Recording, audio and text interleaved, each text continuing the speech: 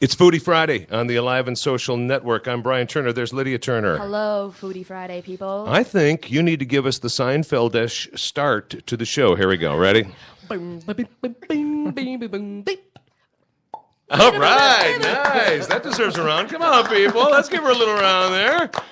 Kung, you're a musician. Give her a little. I'm thinking of the world's smallest royalty check that you'd have to write.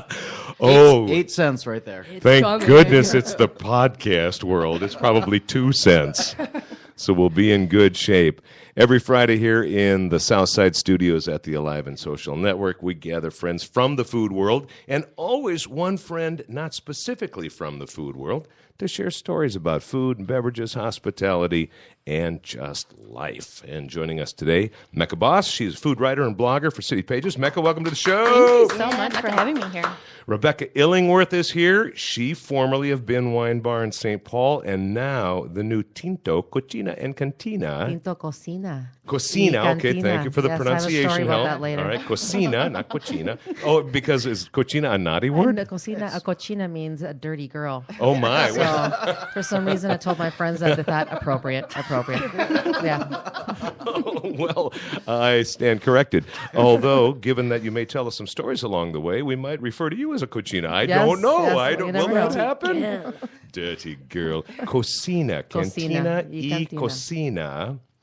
At 28th, at They Blake wouldn't have and gotten the Bryant. liquor license if they would have revealed that part of the business plan. So I had one of those mud flaps, the ones up there with the girls. That's my logo. It comes down after midnight. And Stephen Kung is here. Stephen is a trumpetist. He is a landscape designer and landscape business owner. And also, Stephen's a dad, and he loves food. And his kids are getting into food, especially his older son, Soren. And Soren's starting to get into all levels of food. And so Stephen's here to share some stories from across the board here on Foodie Friday. Good to have you here, my friend. thank you. A real pleasure. I got an email just the other day. It was from Tom out of Inver Grove. And actually, before we got the show started today, Mecca was asking some questions about Foodie Friday. How did this begin Right. and my interest in food. And Tom was asking more or less the same question. I'll just paraphrase the email by saying, when did this whole Foodie Friday thing start, or the foodie thing for you doing a podcast now? And he seemed to recall me doing it on the radio. And that is where it began some years ago on my old radio station, Cities 97. I remember that. And you'd been a guest on the show when we were doing Foodie Thursday on that show. And my show partner was Lee Valsvik. We did a morning show together for 11 and a half years. And actually, prior to that, I'm going to throw some props out to Kelly Guest as well, who does a show here on the Alive and Social Network. Yep, the Great Sex Cast. Yep, the Great Northern Sex Cast. And so Kelly and another co-host are doing a show here with the Alive and Social Network. So props to Kelly. We had 2 years of working together doing the morning show. But during that time that Lee and I did the show, it all began with wanting to add just a little more of that lifestyle content to what we were doing on the radio station, specifically the morning show, and especially that audience profile that Cities 97 had back then. And so I reached out to none other than Showtime himself, Andrew Zimmern. And so Andrew was my first, and Lee and I, our first co-host on Foodie Thursday, as we called it. But that coincided right with the time when Bizarre Foods got off the ground. So we did probably 6 or 8 shows together, and then it'd be like, so Andrew, give him a call, advance Thursday, so you can, no, I'm flying off to Malaysia. I can't come. I got to go eat bugs. A likely excuse. Yeah, thanks a lot there, Andrew. But we had a great time, getting the genesis of the show started. And so then I reached out to another chef friend, Philip Dorwart. Philip, a longtime guy in the area here with Triggs, where you worked with him, Mecca, and Table of Contents. And by that time, Philip had moved into his own company called The Dining Studio and Create Catering. Right. And so Flip joined in for the show for about, I think, a 7-year run. Is that right? Yeah. Wow. So, he came in every Thursday morning and For 7 years? and co-hosted with us, with Lee and He's myself. got a great And- personality. Yeah, he is. So He's bright. Yeah, he is. A very, a sharp guy, not only on the food and hospitality level, but just sort of life. Yep. A bright guy just when it comes to things in the community and life. I agree. And that just added more along the way as he got married and had kids, and just so he brought more bearing to it. So props to Flip as well. So that's where the show started. Cool. And then it transitioned into Foodie Friday for a while at my latest radio station, 96.3 K-Twin, which is now Go 96.3. But we'll see if we put some kind of foodie element into my noontime, lunchtime show as we get along there. We're just kind of getting that new format off the ground right now. That's the beginning there, and thanks for the email. Yeah, something that I had really been thinking about before we had started Foodie Friday too was what food meant to me. And I thought that with the guests that we have, that it could really provide with some really cool answers to the questions that I have. I was just reflecting on what it means to eat the food that we eat, how we present it. It really provides, it's an intrinsic part of culture. What do you guys think is so important about food to culture? Go ahead, Micah. Well, it's interesting you should ask that question because I was just having this discussion with my editor at City Pages last week because we have to blog, as bloggers, we have to blog about 3 times a day. And as much as there is going on in the Twin Cities, sometimes you just run out of things to blog about. And so she asked me the question, what do you love about food? And I said, I just think it's beautiful. You know, that's kind of the lens through which I see the world. So my boyfriend works in New York City. And when we talk on the phone, you know, he's there all the time. And the first question I always ask is, "What did you have to eat today?" You know, because then I can picture what neighborhood he's in, what you know, of course what he's eating. I mean, that's important, but I mean that's the way that I choose to organize my own life. Is what are we going to have to eat? Sure. Mm-hmm. And you can see the picture in your mind's eye of how it plates probably, and yeah. And I always make him pack me something and bring it from New York. I put in my order. So yeah. Nice. You know, for me, it comes from my family. I growing up in Mexico City, the moments that we always had around the table was very traditional. We always had the foods and various foods, and we always went to the mercado and picked out all our foods first in the morning or afternoon before every meal. Everything was fresh, nothing was preserved, and nothing was boxed.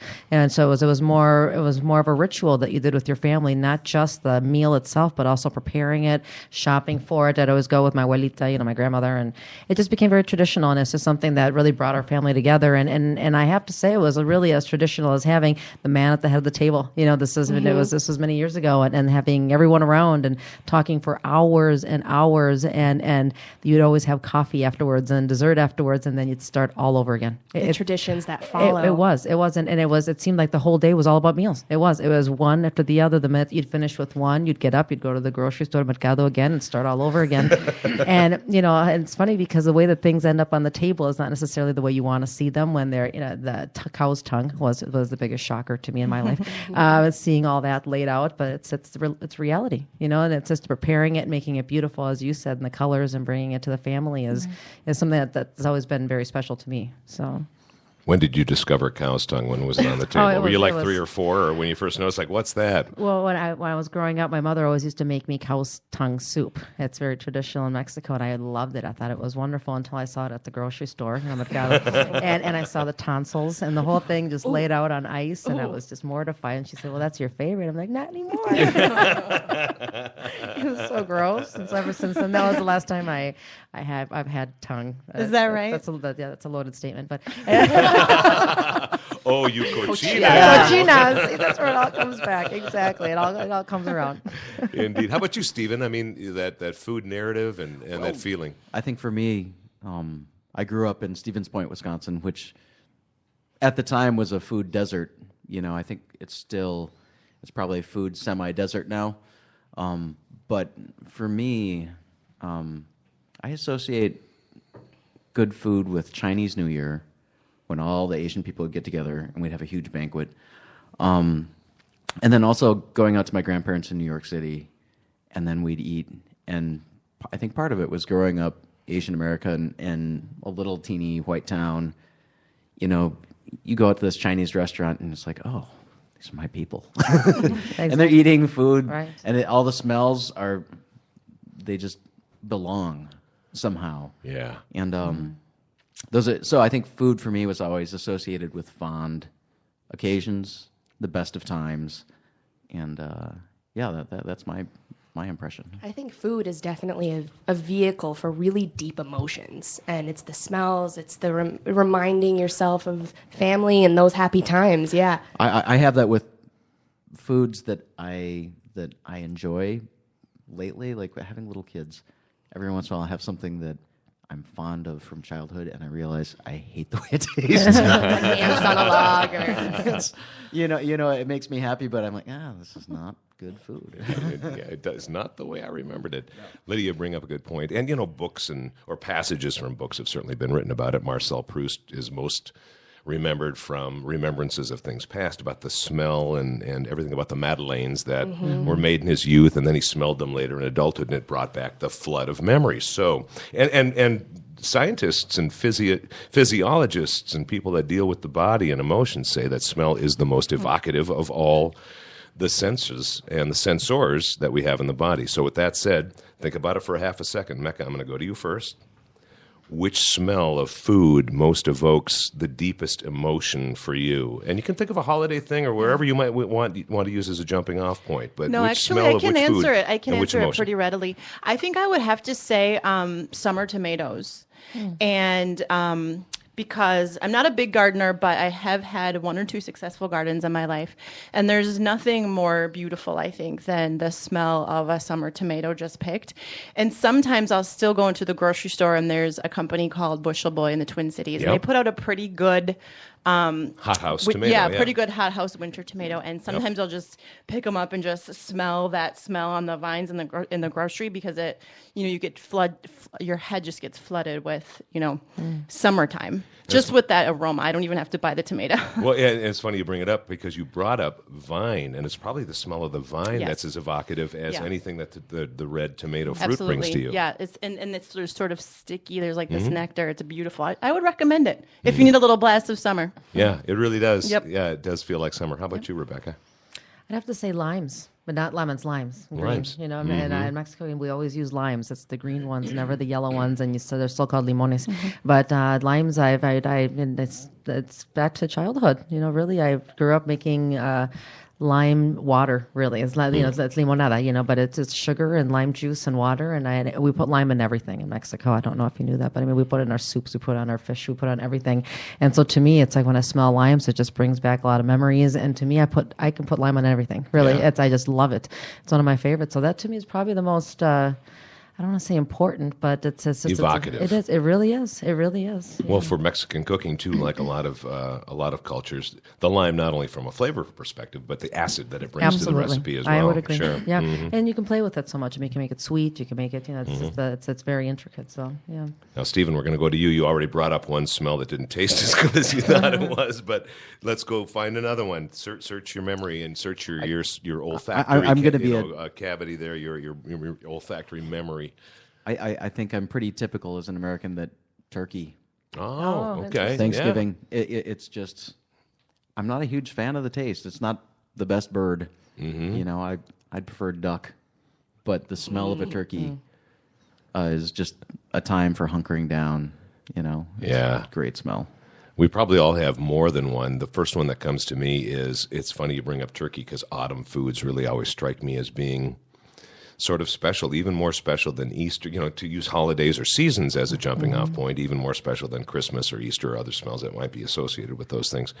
And it's the simple butternut squash cut in half with butter and brown sugar, and just that's all that's all you're doing, and maybe a little nutmeg on there too, but salt, and some salt, a little seasoning, but just more or less that basic butter squash smell together. Those two especially, just coming out of the oven, and just what that does, that autumn food. How about you, Lydia? I'm with Mecca. I immediately thought of pasta fresca at our house, and it's basil and garlic and summer tomatoes, and it's very evocative of summertime and eating in the backyard and just being with family and being warm and happy. And that was also one of those dishes that I had at a certain age where I wasn't really big on tomatoes, and my mom made it, and she put mozzarella cheese on top, and it was like, what is this? I like this. So that definitely has a lot of really positive connotations for me, and it's a comfort food for sure. That's sort of a family favorite for us. Easy to make, and you just go to the farmer's market, and and whip it up, and there's a summertime treat. Or if you want to feel like summer, like you were saying, Mecca, just that smell of the vine and those smells that you want in the dead of winter, or hopefully the end of winter, as we've got going on here. I was thinking about what you were saying too about the lime, Yeah. Rebecca. When you get accustomed to doing that, because I've spent some time in Mexico myself, and everything you order always comes with a little Everything. wedge of lime. Everything. And when you get accustomed to putting that little blast of lime on everything, you can't get away from it anymore. And so I still do that at home too. And sometimes you think, or in my own cooking, finishing, like you said, a soup, almost anything could benefit Anything from with a lime. little bit of, and if you don't have lime, then lemon too. But sometimes people think that food needs more salt. And oftentimes I'm a firm believer it needs a little bit of acid. I would agree. And if, So- if something is salty, if you add lime, it cuts that down a little bit. And fish, if it smells fishy, if it has, I wash all It's a my great fish. habit to get into. It is. Any shrimp, if I do shrimp cocktail, anything, I always wash it with lemon or lime first. Just to, I don't know, it freshens everything. Right, So, it does. It's great. When you say you wash it that way, give us a little technique help here then. Do you wash it just in the juice? You mix the juice a little bit with some water I to, do. to dilute it a little bit? I but do. that's more of a wash type It of, does of mixture? especially shrimp and Yeah. shrimp and fish, anything that's seafood. I put lime water and let it soak for a little bit, and then I rinse everything off, and it just takes that fishy smell because it Yeah. could be fresh, but you still have a little bit of that fishiness. It cuts it immediately. Oh, that's and great. just for serving, it's just so much better. So I don't think I've ever done You've that. never? No, Oh, I don't it's think so- I've ever yeah. done that. Cold water. I cook seafood and fish and other things all the time. especially lime, a little more lime than lemon. I don't know why, but with lime, if you with I put ice sometimes in it, and then with water, and just kind of dilute it down with some limes and rinse it all off, Yeah. and it's beautiful. It cleans them nicely. Now that you bring it up, I think I may have done that, but the recipe called for it that I was Oh, sure. making, Right. but I just didn't think to, well, you do that with every With recipe, everything. or you can use it all the time that way. With everything. Yeah, Do you get a very little cool. hint of lime then? You do. Okay, cool. You do, and it's just so nice and fresh. Ceviche. Yeah. I mean, it's cooked in its own citrus juices, and so it's kind of where I got that from, and it just works. I picked that up years ago, and I've been doing it ever since. So with everything, Oh, that sounds delightful. yeah, even vegetables. I don't know. It just because I like lime quite a bit. So I mean, Everything I can yeah. benefit from a little I acid. agree. I mean, it could be vinegar or whatever like Yeah. that too, but I just think the freshness of citrus Yeah. is fantastic. I would agree.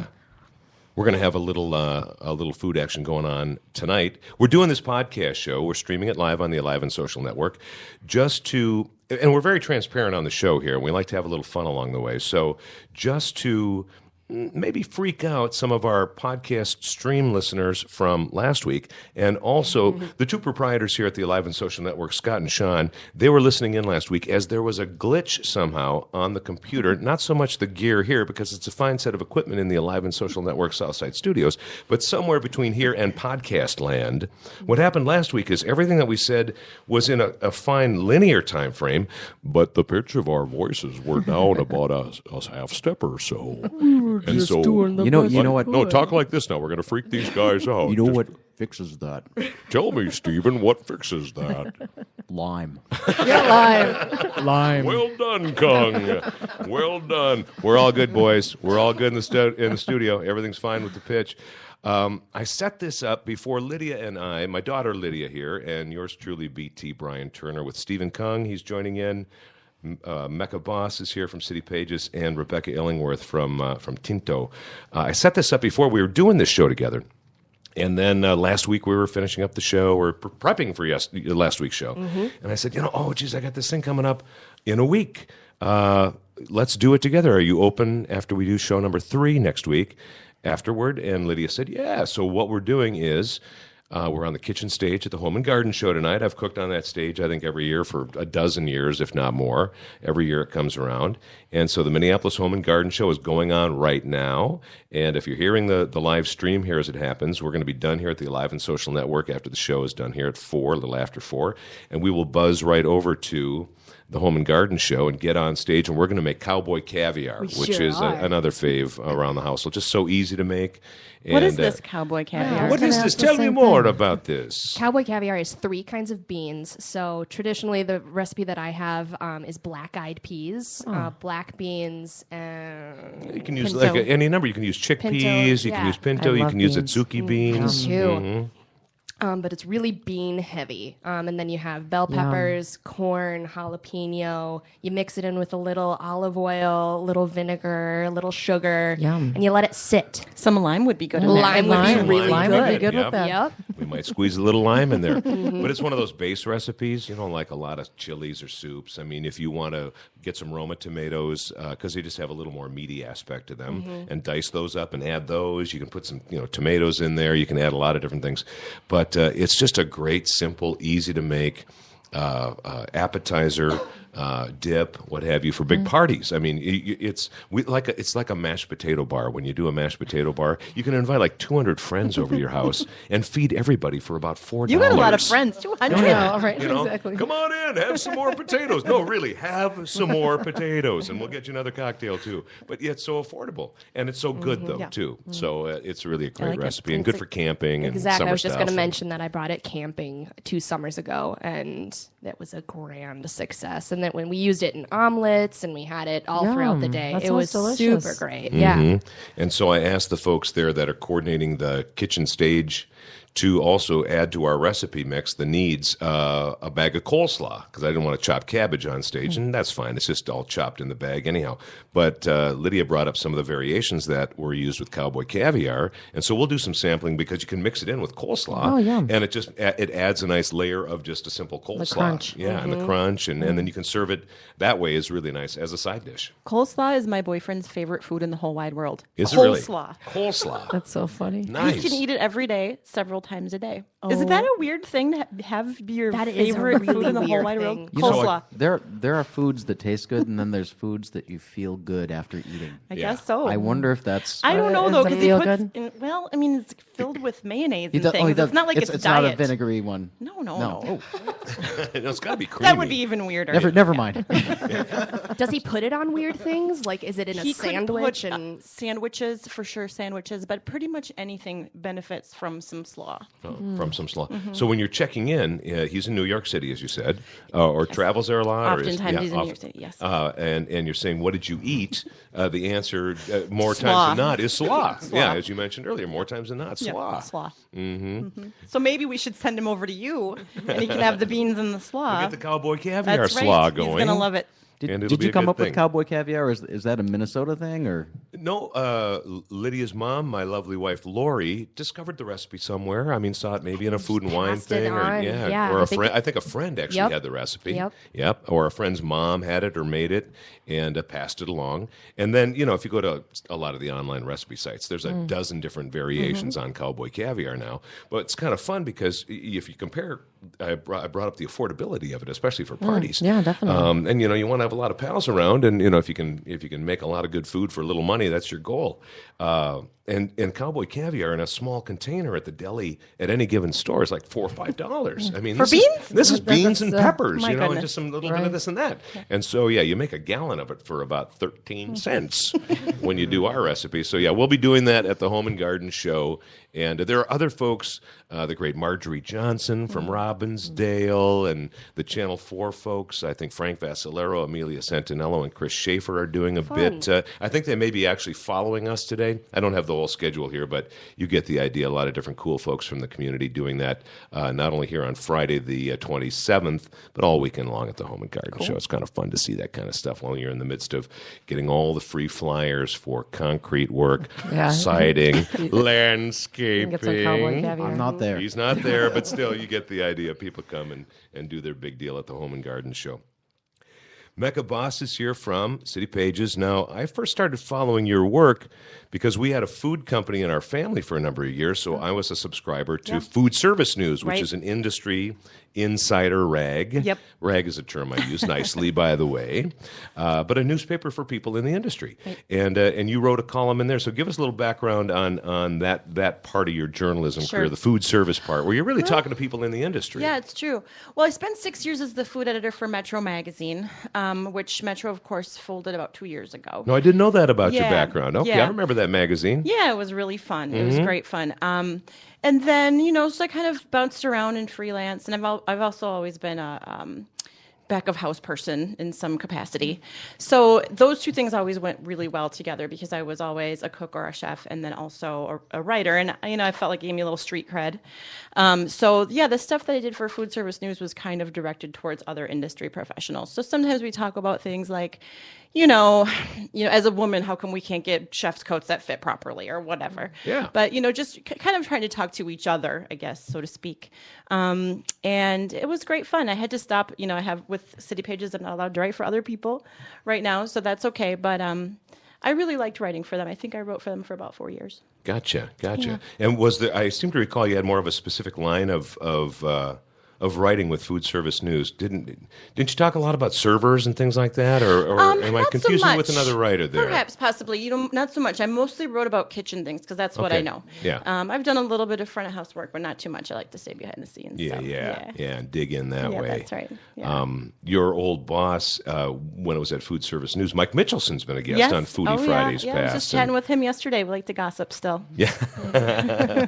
Mike's over there as I've been sworn to secrecy though, so I can't. I can't. Nothing say. here right now. Then No. we won't hear anything right now. Can't tell you. He's been over with Klecko at St. Agnes Baking for quite a stretch now and having a good time I think over there. he's enjoying that. Yeah, he sure is. Yeah. What spurred your interest in food as a young person? You mentioned some of your food memories and things, but that sort of getting into it as, like you said, back of house and career and I doing think it's that for one of work. those things. I don't think I was as young as I wish I was. Actually, I tried a lot of different things. I have an English degree, and I started out in newspapers, and then I bounced around and did all kinds of weird stuff. I worked in PR for a while, and I did fundraising for a while.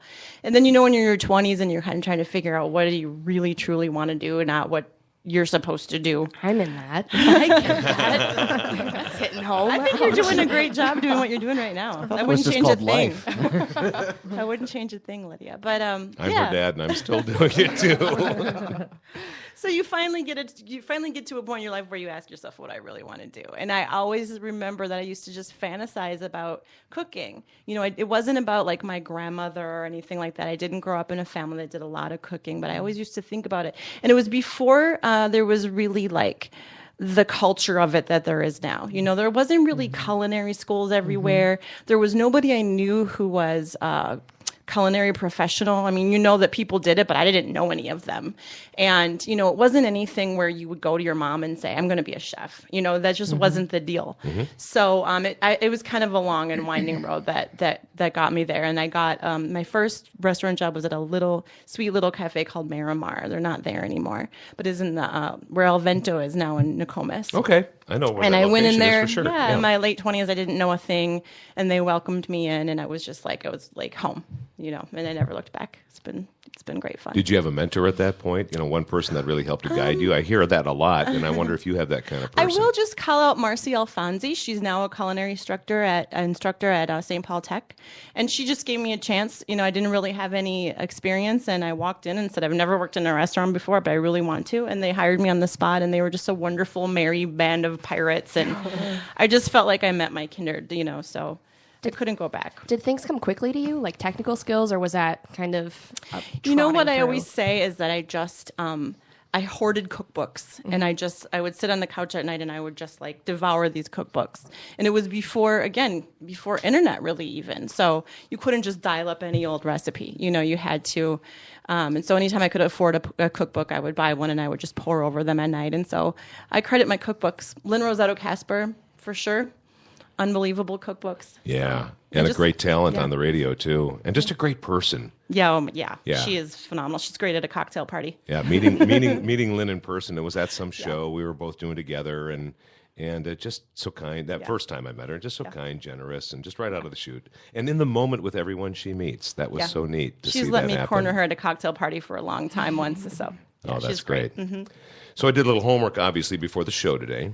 And I read one of your latest blogs at citypages.com. Uh-oh. And wouldn't you know, it happened to be Tinto Cocina and Cantina. And I thought, okay, as I'm reading it, okay, I'm reading the headline. Okay, I'm scrolling down a little bit. I'm like, okay, Rebecca Illingworth here from Tinto, and Mecca Boss has just written about Tinto, and I'm scrolling down. It's like, oh, phew, she likes the place. Yeah, I do. Good. I like the Not going to place. be an uncomfortable moment there. I do. I like those fresh tortillas. Yeah, that's so nice work there, Rebecca, and a nice piece of writing there, Mecca. You did enjoy the experience there. I did. Yeah. I was only there once. I popped in. You know, I'm always curious about a new place, so I always try to pop in right away, get some pictures, get a bite to eat, and I think Uptown's dying for some really good Mexican food. Everybody loves it, but it's not as easy as it looks, is it? You said, you really rely on fresh ingredients and attention to detail, and when that's not there, you can taste it instantly. I think, and we were talking about this the night that you were in. Tortillas really are the base of a taco, and people forget about that. And so a lot of them are prepackaged, or they're frozen or refrigerated. And we take our masa, that's fresh masa, and we make it right there on the spot. And we put the tortilla on the grill and make it. And it's just, it's like fresh homemade bread. It's really, it's the same flavor with all the good stuff on top of it. So it makes a big difference. So, it's a funny story about Mecca. She had instant messaged me via Facebook. I'm a horrible instant messenger via Facebook, and I thought I sent her a message back, which I forgot to send.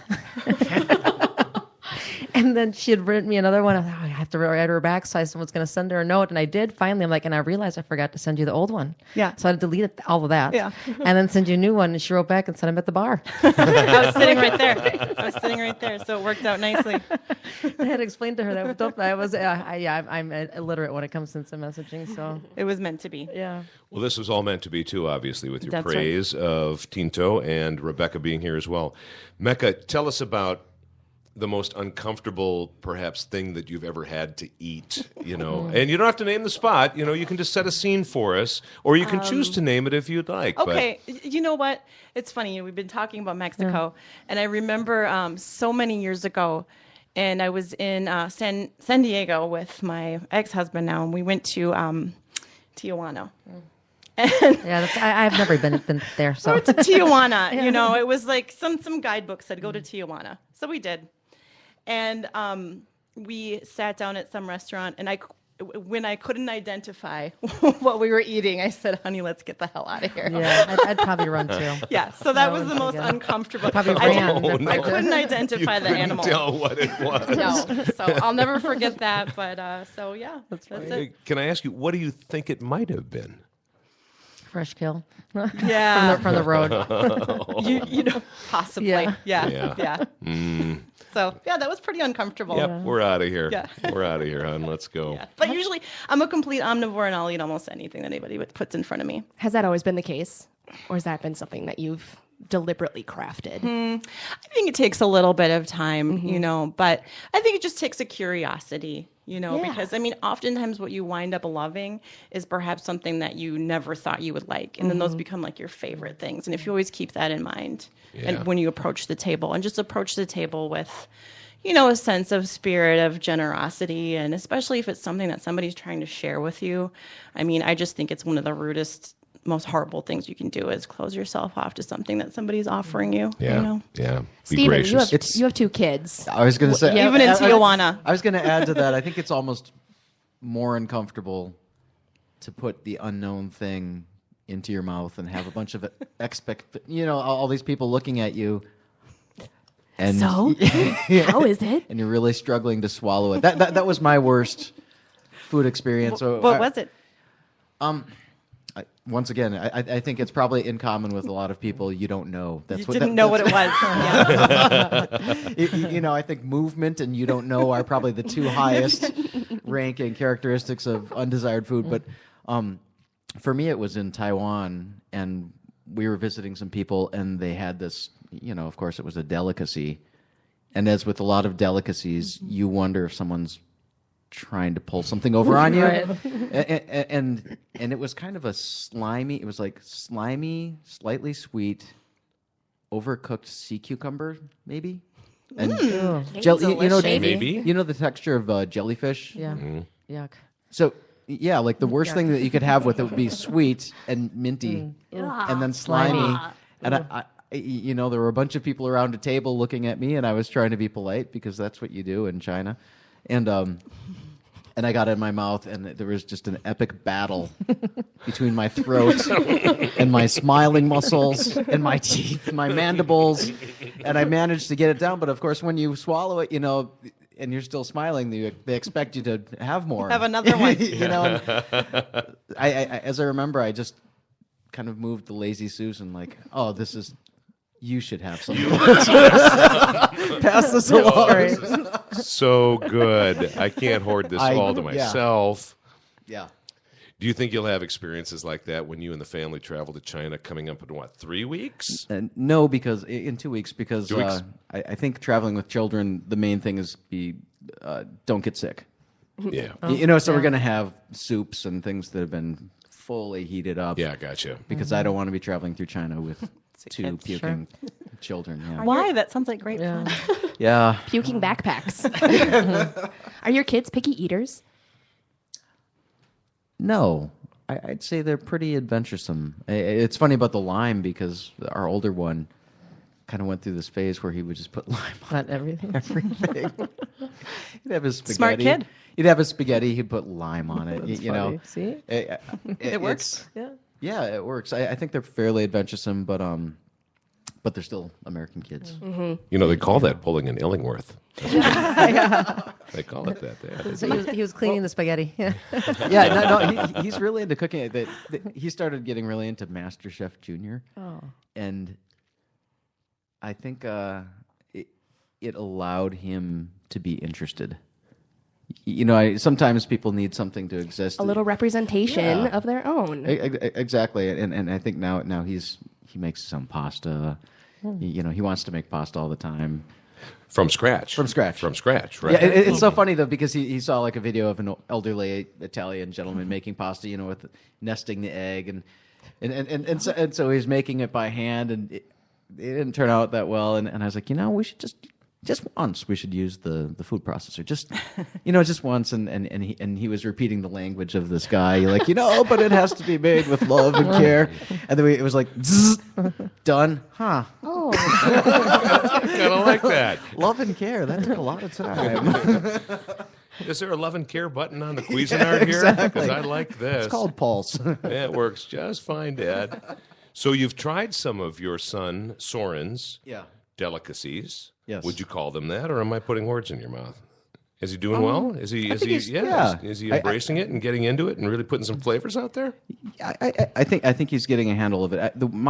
I don't know what it is in Mexico, but at least for me, even though I didn't study cooking growing up, and I wasn't really that influenced by Chinese cooking, my way of conceiving of food is just balance.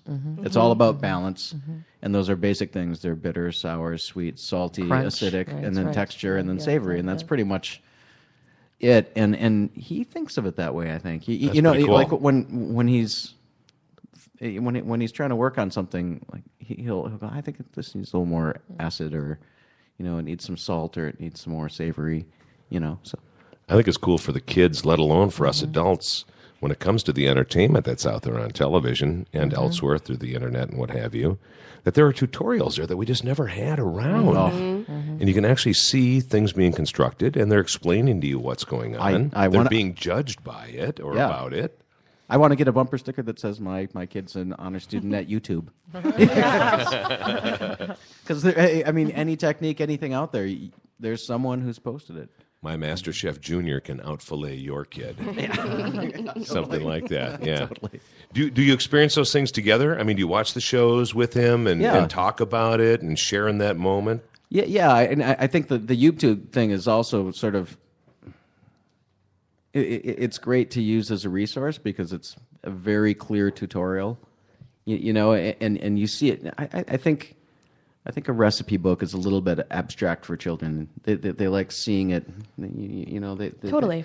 They like mimicking behavior and stuff. And They've come out with some great kids cookbooks, though. Oh, yeah. Yeah, it's, that are really funny and nice and fun. And so, Pictures Yeah, and pictures, everything. diagrams, yep. Exactly. yeah. But I think it's just it's great for him to just be able to go curious about it. Why don't you just Google it, man. go YouTube it. to letmegooglethatforyou.com. Now, given this trip to China coming up in 2 weeks and older son Soren getting into the food world more and more? Has he expressed some things that he's already learned about Chinese food, real Chinese food, that he'd like to try, that he'd like to give a go with? Their favorite Chinese food is dim sum. Yum cha. And I think that if he could just eat dim sum for breakfast and lunch and dinner all the time, I would too. I would. That's exactly what I was going to say. I would too. he would be in heaven. I mean, we're kind of in a dead spot for dim sum here in Minnesota. But when we've been out on the coasts, it's just been, yeah. Yeah, good for him. Yeah. Because there's a lot of goodness in that. Oh, my God. Like we just echoed here. Everybody kind of salivated a little bit and went, It's just such a great format. In a weird way, dim sum is the YouTube of cooking. You know what I mean? Like this, you're just kind of waiting for it to you're browsing essentially. And That's a good way of putting it. Yeah. And it makes all the food taste like discovery. That's a good way to put it. Because Yeah. you're kind of a hunter-gatherer, but you're sitting on your ass. waiting for that to come to you. And here it comes. Yeah. Bring Daddy some more. Stephen, where can we hear you play, and with whom can we hear you play now? I know the new standards, because we do a Thanksgiving weekend thing with the band, and you're part of that band, and families are all gathered together at Lutz and Mountain for that, and Hookers and Blow, you're playing with that group. And Next Friday at the Crooked Pint. All right, playing nice. Sans Adam. He's not going to be available, but I don't know if he's going to be back in Mexico again or what, but Adam Levy, leader of Hookers and Blow. Yeah. He just came back from a trip there, didn't he? Or wasn't he? I don't know. He's Mr. World now. All right, good for him. Yeah, did a little tour of Europe last fall. Just kind of, he's been traveling a bunch. And give us a little insight into your landscape company too. I'm curious about that for Urban our podcast Oasis, listeners. isn't it? Yeah. It's just mostly a residential design firm that does. I don't even know how to describe it. Whatever I'm curious in at the moment. Yeah. And whatever the client is looking for, and I'm whatever the client. I mean, my intake with people is like super personalized, and I need that in order to serve them better. But I think a lot of times, I don't know if this is true about food. If you ask people what they want, that you can probably come up with something better than what they want. Sometimes you have to tell them what they want. Your job as an artist is to shoot for an unknown, and then make it work, and that's kind of what I do with clients. And that I try not to, there's a great creative writing quote. If you want to do good writing, write about what you know. If you want to do great writing, write about what you don't know. Mm-hmm. And I think that's kind of the territory that all great art comes from. If you design and you feel like an idiot, you're probably going to do great work. If you feel like you're great, you're going to do good work. Yeah. But you got to get to that place of question marks and thinking with an untrained mind like a child. That frustrating place of question marks sometimes too. Yeah. I mean, there's a lot of, it's like, I can't imagine what it would be like to be cooking under pressure and get writer's block. You know what I mean? Because for me, at least, I can work late at night. It could take 40 hours, but to get writer's block on the spot and have to resolve it quickly, But that's where craft comes in, and that's why those chefs test out those recipes well in advance. Work them out. Hopes. Otherwise, you get served something that you don't know what it is. You can't identify. What has just been given to me here? And you get the hell out of there. Yeah, and leave right now. Indeed. And to be sure, I came to garden design from a peculiar perspective because my background's more in music and composition, and so I don't necessarily have the pedigree that people are expecting, but at the same time, that background has given me skills that directly apply to it. And one thing in particular, with living things, when you're designing with living things, they're changing constantly. So you're designing as much in time as you are in space. And I think a lot of the people who are, doing things in AutoCAD, they're not, who are traditionally trained, they're not as good at composing in time. They're not seeing future time either. Which with a plant, you have to see future time. Yeah, how things dovetail together, and that's where it gets away from being a science, and that's just an art. You have to have a lot of feel. Yeah, I think that's cool that the feelings that you've learned in music have applied to that too. Oh, totally. Yeah. Hey. About spacing and balancing, all sorts of stuff. I see you reaching toward a box here. Yes, I am, because Good to have you here, Stephen. Thanks for joining us. We're gonna segue into Rebecca Illingsworth. Because she brought the food. Right now. Because she brought some food, and I don't want it to get any colder. Oh, look at these tacos here. So we have some tacos. Those are the ones I had the other night. There's some So lime. delicious. There's of course some lime there. I've got a quick question. Okay. You guys don't serve huitlacoche, do you? We don't. Okay. No, we don't. Is there a place in town that has? I don't. I don't know. I mean, do you know, Brian? I'm not sure. And what kind, Stephen? Did you ask? It's like the corn fungus. Huitlacoche. Oh, huitlacoche. Yeah. Huitlacoche. I'm sorry because I was opening the box here. It was a little noisy right in front of me. I didn't hear what you said. And you were distracted by And the I was food. distracted by the food. smells. Yeah, pork belly the tacos? smells.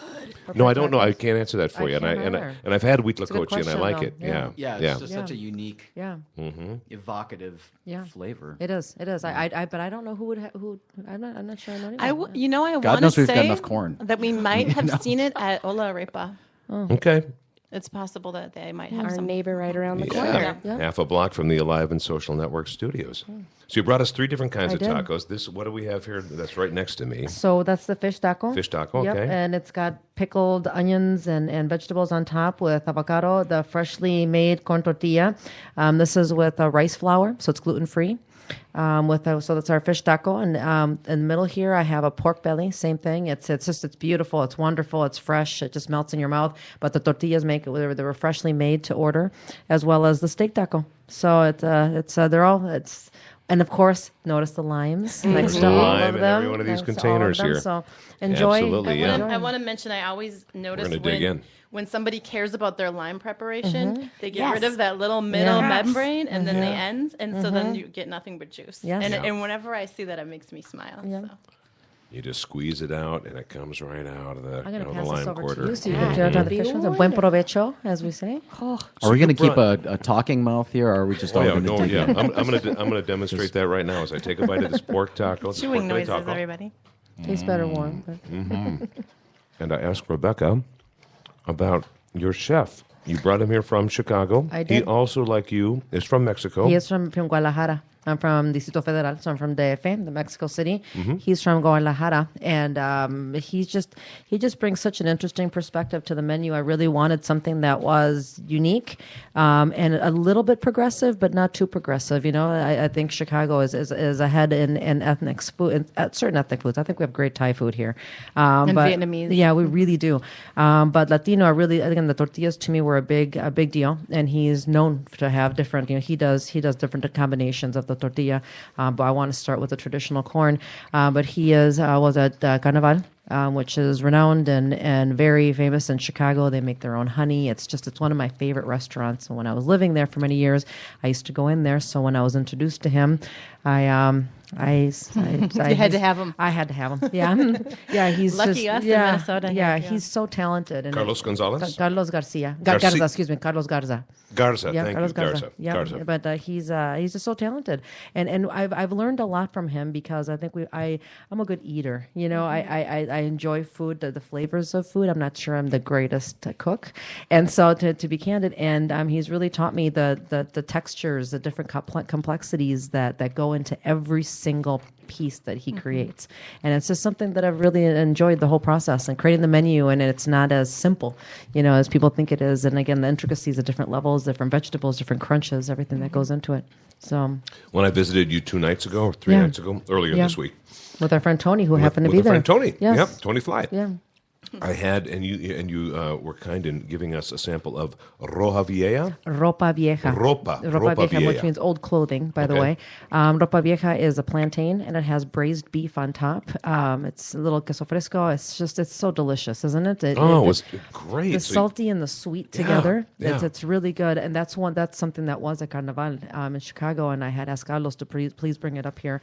And you know, it's interesting. I read some blog yesterday, as a matter of fact, that the gentleman was saying that that we're Latino and we're not Mexican, and we do have a lot of Mexican influence, obviously, in our menu. But one of the reasons I wanted to keep it Latino is because our community is very diverse. I mean, it's Cubano, it's Argentinian, it's Puerto Riqueño, Mexican, and I just think altogether I wanted to introduce that not just Mexican, but that we're as a whole very diverse. And, I've spent a lot of time in Spain and in other countries, and there is a complexity of foods. It's different. There's some similarity, but everything, we do have different recipes and different aspects. Mole, for example, it's every state has different recipes that are derivative of every state of Mexico, and ours comes from Oaxaca, but there's different moles that come from different states, and a lot of people don't think of that. They think of Mexico as just Mexico, but just like here in the United States, you have Texas, if that's derivative of that, and then various states. It's the same in Mexico. One of our guests, Brian Turner, who's the executive chef at the Loon Cafe, longtime chef there at the legendary Loon, he brought to us last week on Foodie Friday a mole story about visiting friends in Mexico, and just what a great experience that was for him. He's been a chef for 30 plus years, but to add a new layer of knowledge and to watch it happen and to make it and learn something. Well, and that it takes all day. Yeah. We have a mole that Carlos does, and it mesmerizes me to see it, because you underestimate the amount of spices and how each one of them brings a different level, and the bittersweet chocolate and everything that goes into it. It just really, again, makes you appreciate the complexity of a great recipe. And the balance, going back to what Stephen said earlier, the balance of a bite and the balance within a sauce like a mole and the complexities within it. I think, and we were talking about earlier just about food and what it means to you. I've always found that, and I don't know if you would agree with this, but I always found that food is, if you put love into it, I know it sounds cliche, you can really feel the love. No, it's true. About when a chef You're right, it does sound that way, but it's true. It does. And when a chef is in a bad mood, it's like, oh, he's having a bad day. I've always tried to steer clear of certain, I will not name any names, but you hear stories of angry people making food, and I don't want any anger in my food. You taste it. I think you do. And I try to steer clear of the anger. Yeah, there's just so much love that goes and passion into the food, and just that's what I love about Latino food, is just all the passion that goes into it, and regardless of where you are, the spice. I had a lovely couple that came in last night, and our food is spicy. We were very strategic in not cutting out too much spice. But I like that it's spicy but not hot. That whole hot thing is it's a fine balance on some things, but just there was a nice overall flavorful, well-rounded spice level to what you serve. Well, spice is good for the heart. Absolutely. I don't know if you knew that. So I had an uncle in Mexico that used to eat jalapenos raw. They were so hot. My heart isn't that good, but he's still around forever, I think. And I swear he's it has just to going do with pepper that. surfing at that I'm point. telling He's on you. a capsaicin high. I think he's healthy because of the jalapenos he eats every day. It's crazy, but yeah.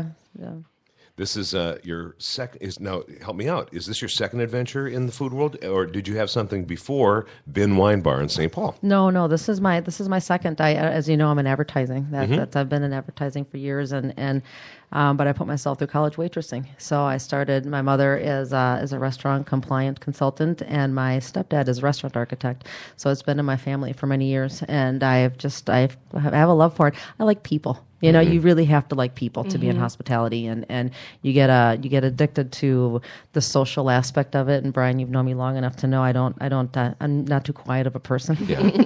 There's no shell for you to come out of. No, I'm not shy. Busted up long ago. Yeah. So I enjoy people. I like the whole industry, and you do have to enjoy them. So and I like late nights. I'm a late night person, and so it balances out because I'm a consultant in advertising, and I still can have this for fun. So it's a good balance for me. And does that, as a consultant now, you had an agency before, so did that get a little busy for you when trying to balance two different, real gigs like that? Yeah, but there's a lot of synergy between the two, and I have just great people that help me, and I have a great staff on both sides. And at Bin Wine Bar, I had some staff members that came with me since then that have been with me since 2010, and you get to know each other. And again, as cliche as it sounds, but you become kind of a family. And when you go into whether it was Tinto or Bin Wine Bar, everyone, you know everyone's name, and everyone gets to know each other, and you kind of just click. You have a rhythm where everyone just works well with each other, and there's no drama, which is not derivative of restaurants typically, but it is.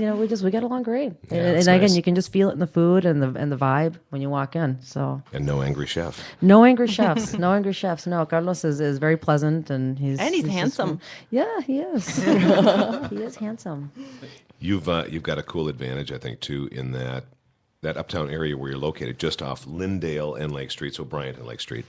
There's so much residential happening in that uptown area in general, but in that cluster where you are, and so you're going to get the destination location thing happening with Tinto, but then also that neighborhood aspect of people making it one of their regular haunts because they can walk to it and have it be a part of the the vibrancy of their neighborhood and their life. And don't you think ethnic food is a destination? I mean, I'll drive 10 miles for great Thai food, and a lot of people in the neighborhood, because of that reason, a lot of people, it's not a great. I don't want to say that the lunches are not as popular in that area. I'm going to challenge it, because I think if once people taste our food, again, I think people will drive 10 miles for great Latino food. I think I bumped into someone that I know on my way out of your restaurant, and she was driving by, and she had already been there once, and she was driving by with her date or her boyfriend, and she said she was coming in to get some takeout because she loved the fresh tortillas, and they were just going to grab takeout. So I think that kind of thing is a good sign, I think so too. There's a window that I have off of Lake Street that in about a month it's going to be a roll-up window. And I'm calling it the drunk-up bar, but it's a walk-up bar. Right Lake Bowl is right there. Yeah. So you'll be able to get tacos and tortas to go. So that'll be nice. Oh, really nice. I remember when you had Bin, you wanted to do that at a building that was near, almost adjacent to Bin Wine Bar. Couldn't get the deal done with the building owner and maybe the city or whatever it was. It was a historic society. Yeah, respectfully. It's a beautiful building, and they wanted I did want the pop-out windows, and I wanted that, and it didn't work with the historic aspect of the building, which I respect. But this really works out well. So I think for this area, it's great. It's young, it's vibrant, it's a lot of energy.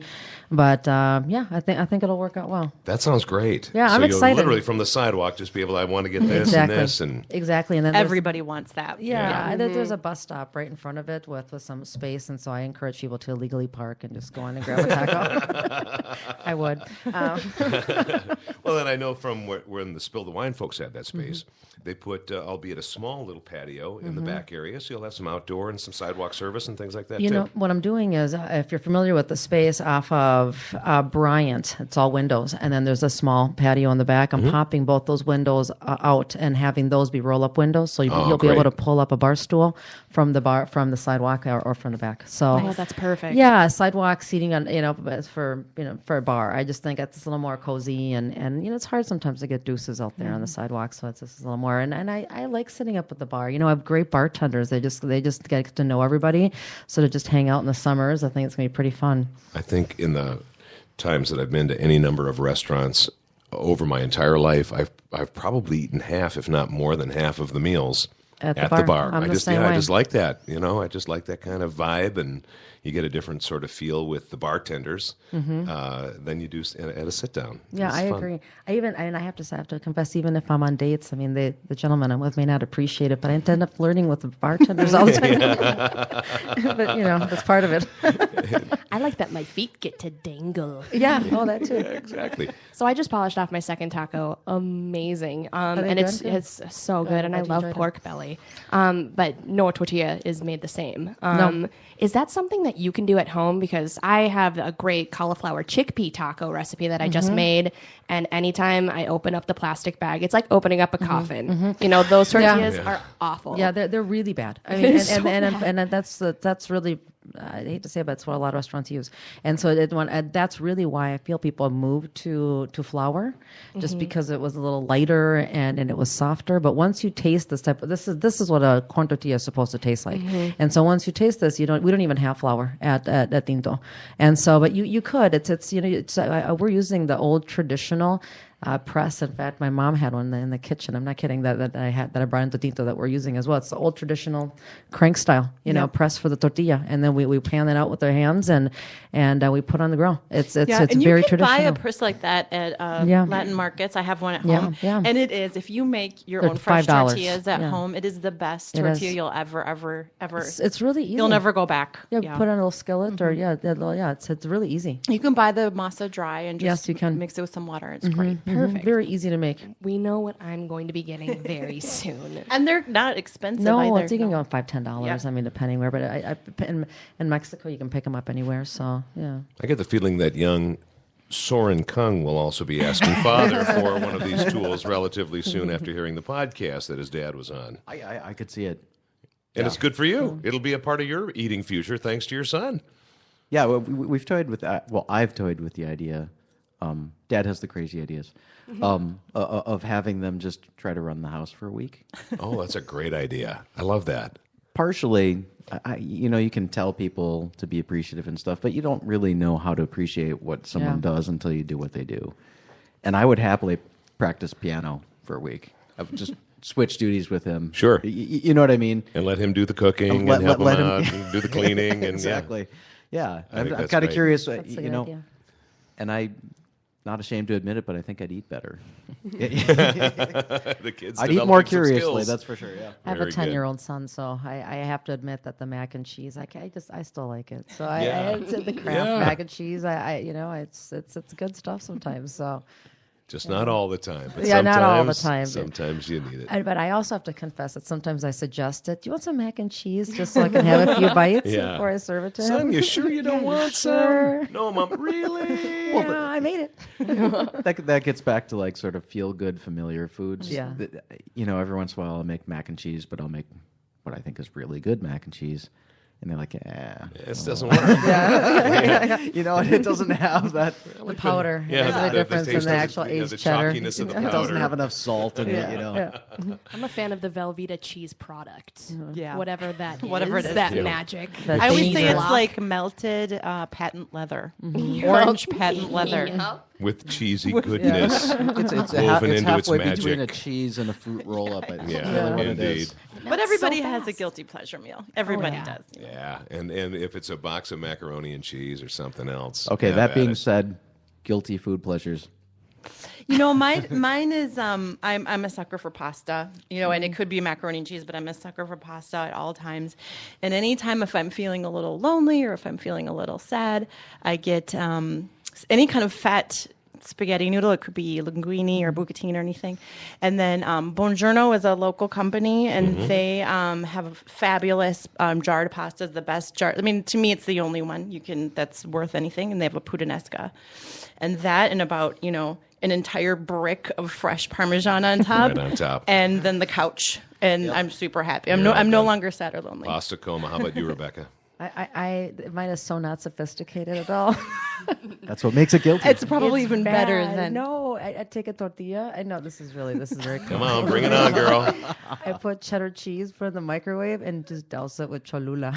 quesadilla. That sounds delicious. good. Who doesn't want that? It's like 2 seconds, and I just the melted cheese and the Cholula. Yeah, I love Oh, it's Cholula. my favorite. You I know. cochina. You. Oh, it is. See, my Cholula on Steven? the couch. Oh, mine. I think mine is even worse than that. Like, I actually haven't indulged mine for a while, but it used to be once a year, and it typically was, I think comfort foods. They happen in the winter when it gets cold and bleak and hopeless. And once a year, I would find myself in the car with the windows all fogged up, Oh my gosh. tearing into some Popeyes chicken. That'll go. I didn't feel good, and That's fantastic. yeah, it wasn't fog. It was just It was the steam. self-judgment that was Right. fogging up the windows. And maybe the salty tears Shame. that are falling down your cheek. Hormel chili in the can. Coney dogs for me. Yeah, Coney dogs for me. Lydia, you, before we wrap up the show today? I think it's McDonald's fries. I yeah, emotionally that's eat, good. and when I'm upset, it's like I really need some fries right now. So thin and I really go for some ketchup with my fries. They're great. Catch up on Mecca Boss's writings at citypages.com and in the publication City Pages. And I'll throw some props out to you guys. The City Pages Best of the Twin Cities 2015 party is coming up Thursday, April 23rd, Orchestra Hall. All sorts of the best of the Twin Cities stuff, including award-winning restaurants and great live music from Shannon Blowtorch, Joey Ryan and the Inks, and Fort Wilson Riot. Get your tickets now. It's a 21 over event. Citypages.com will have more information on that. And, of course, your pathway to Mecca's writings. Good to have you here, Mecca. Thank you so much. It was great fun. Rebecca, what a pleasure to see you Thanks here, for and having me. more or less in the neighborhood of where your new shop is with Tinto Cocina and Thank you. Cantina. Thanks. We're excited. As of today, open less than a week. So As Tuesday. we got you on the fresh side here. All Thank the best you so of luck much. to Thanks you. for having me. Thank you. Always on Stephen the fresh Kung. side. Stephen Kung, we'll see you before you leave, maybe with Hookers and Blow performing where in a week? Crooked Pint next Friday. Crooked Pint a week from today here, and then also with the New Standards and others, and just have a great trip with the family in China. Thank you. That's just going to be an amazing adventure, and come back after that, and report back on some of the food that you guys sampled there. I'm going to have a lot of pictures. Yeah, very A good. lot of pictures. We'll share those on the website, and we'll share a few more stories with you afterwards. Sound good? Sounds good. Lydia, we've got to boogie and wrap up this edition of We Foodie got stuff Friday. to do. We got to head to the Home and Garden Show and make some cowboy caviar. Wee! Yeehaw! Boom, ba, boom, Here we boom, go. boom, boom, ba, boom, boom. Ba, ba, ba, ba, ba. Next week on Foodie Friday, among our guests, Nate Beck, the proprietor of Nate Dogs. Visit more shows on the Alive and Social Network page, aliveandsocial.com. Thanks for listening to Foodie Friday. Thank you so much.